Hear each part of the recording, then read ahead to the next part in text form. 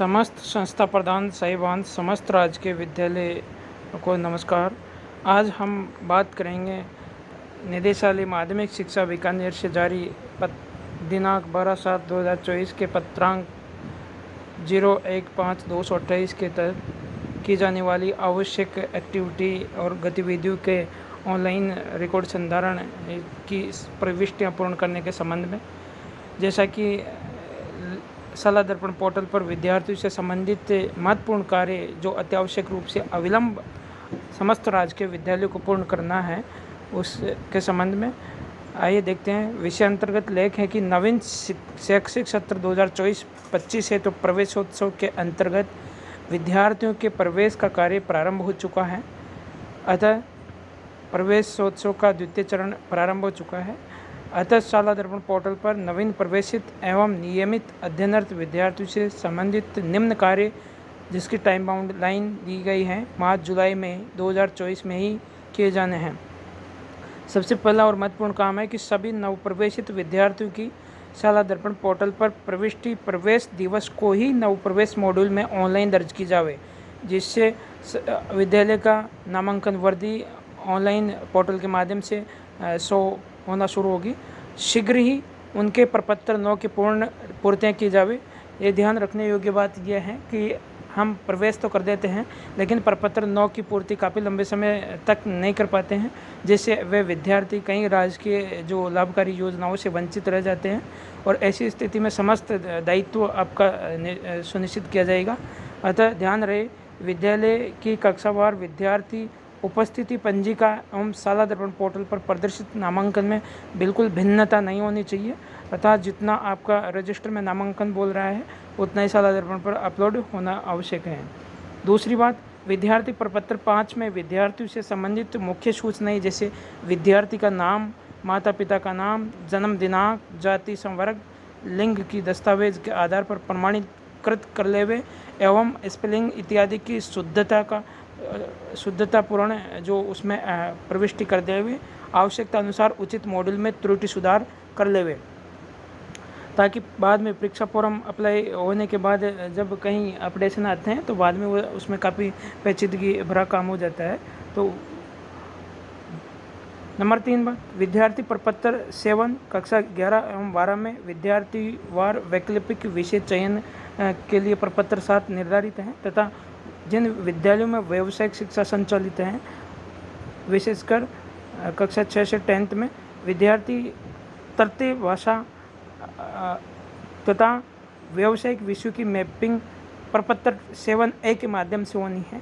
इसको भी आप अत्यावश्यक रूप से इसको भी पूर्ण कर लेवे। विद्यार्थियों के आधार व जनाधार की 100% प्रविष्टि की जावे ताकि उनको लाभकारी योजनाओं का लाभ मिल सके।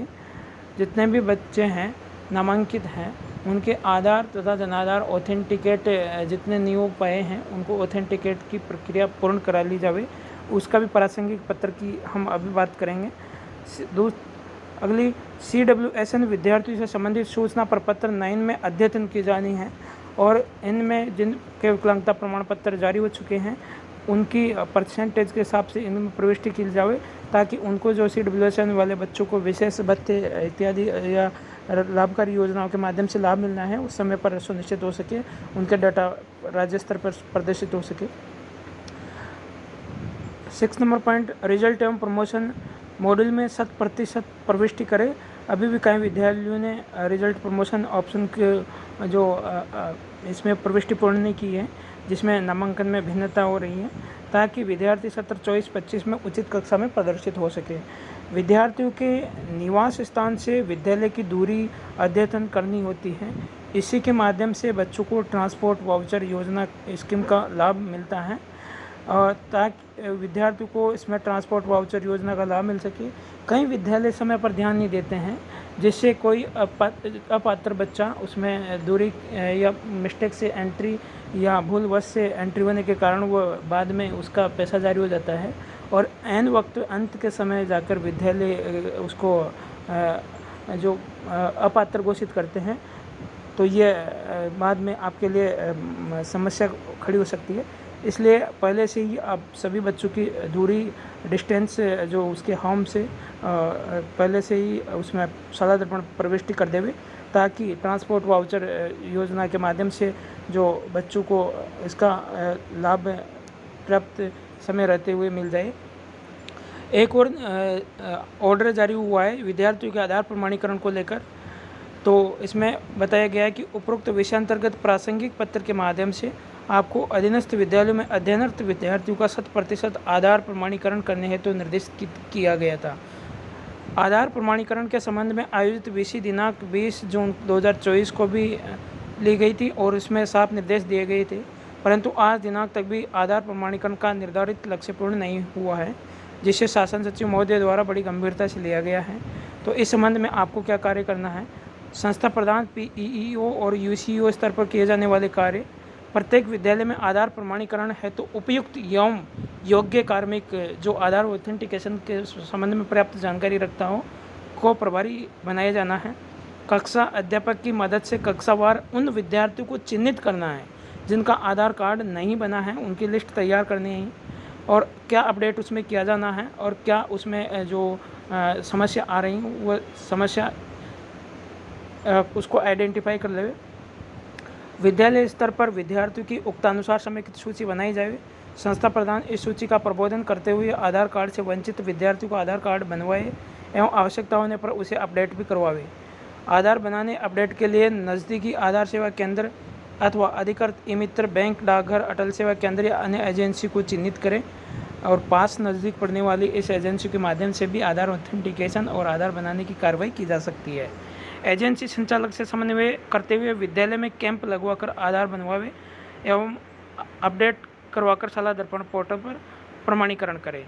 कई विद्यालयों द्वारा आधार में अपडेशन तो कर दिया गया है, लेकिन शाला दर्पण पर उसको जो अभी तक सर्टिफाई नहीं किया है, जिस वजह से वह नाम उस कई बच्चे जिनका आधार अपडेट होते हुए भी जो ऑथेंटिकेट नहीं हो पाया है, तो आपने यदि अपडेट करवा लिया है या आधार बनवा लिया है तो उसकी प्रविष्टि शाला दर्पण करवाकर उसको अपडेट ऑथेंटिकेशन करवा लेवे। शिक्षक अभिभावक बैठक, पीटीएम, प्रार्थना सभा एवं एसडीएमसी की बैठकों में आधार अपडेशन एवं प्रमाणीकरण की चर्चा कर जागरूक किया जावे। सीबीओ या डीओ स्तर पर शाला दर्पण पोर्टल से प्रतिदिन अधीनस्थ विद्यालय पीईओ यूसीओ आधार प्रमाणीकरण की रिपोर्ट की समीक्षा कर न्यून प्रगति वाले विद्यालयों को चिन्हित कर आवश्यक समन्वय करते हुए उक्त निर्देशों की पालना सुनिश्चित करें। प्रत्येक पीईओ यूसीओ आधार बनाने अपडेशन करवाने हैं तो विद्यालय में लगवाए गए कैंपों द्वारा प्राप्त उपलब्धि एवं भौतिक प्रगति की रिपोर्ट पर मुख्य जिला शिक्षा अधिकारी से चर्चा करें। जहाँ पीईओ यूसीओ संस्था प्रधान कार्य की प्रगति संतोषजनक नहीं है, उनके विरुद्ध अनुशासनात्मक कार्रवाई प्रस्तावित की जा सकती है। तो इस तरह से आप इसका आधार प्रमाणीकरण करना सुनिश्चित करें। धन्यवाद।